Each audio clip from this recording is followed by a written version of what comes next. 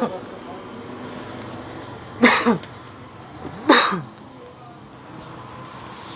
bak arkadaşlar.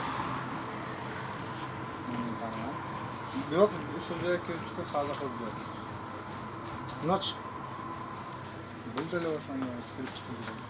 Aytıp koyma ne? Öldürüp koyayım, düşündün mü? Buna Hazayına da aytıp koyayım, benim numaram жазsın. 773 49 61 06 Demirlan. Öldürüp koyayım, aytıp koyayım Hazayına, uktun mu? Kim atı? Atı kim? Ben o şey. Atı bilirsen ne sapçı oturasın? O şey Akmal degan adam iş kalganda men. Kim o Akmal kayaktan? Ben hazır o taktı bu yerде yok da. Akmal'ın aytıp koyayım, bu açasın, uktun mu?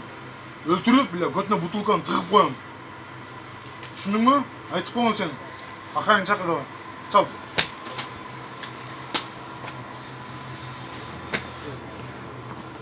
Охранник, салам алейкум.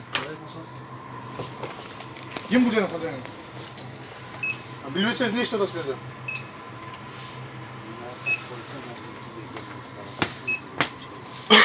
Bilmeli işte odası. Kim arkadaş gibi biliyorsun? Ayşe abi. Охранник var. Kim bu kazanıyor? Neyse. Geçen niye topalan bunlar diyordu? Ne bileyim Kırgızlar anday bundaydı. Ya Kırgız kim iken gösterip koyayım mı ben? Ben gördüm videodan. Videodan gördüm ben. Ya sürüp sürüyorsun çıkacak andayımdaydı. Yok, oraya geldi. Türkiye bir tartı başka tartı. Ben kopyayım. Öldürüp münaceri çörtte yürüm. Mağa poku kamal kesem daha. Men kamalsam Kırgız üçün kamalamam. Aytıp koyla, хорошо? Ya, düşündün mü sen? Men şunca Kırgız üçün kamal ketiyorum. Kamalsa bir Kırgız kamalat, ölse bir Kırgız ölür. Düşündün mü? Bratişka. Akçaga kötü tüy olmasa aytıp koy, bana çalsın.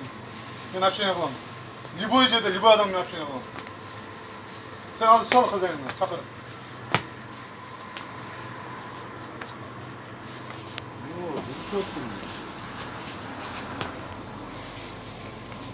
Ne diyorsun? Kuş baktı mı diyor. Bana söylüyorsun mu? Ben bunu biliyorum.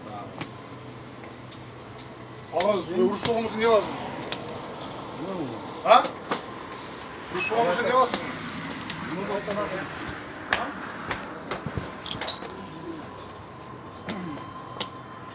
Kazanıma şunu aytmam, düşündün mü? Bana söz çalsın. Düşündün mü? Görsetip koyayım hele Kırgız qanday ekanini. Shuni o'zi oqsaqa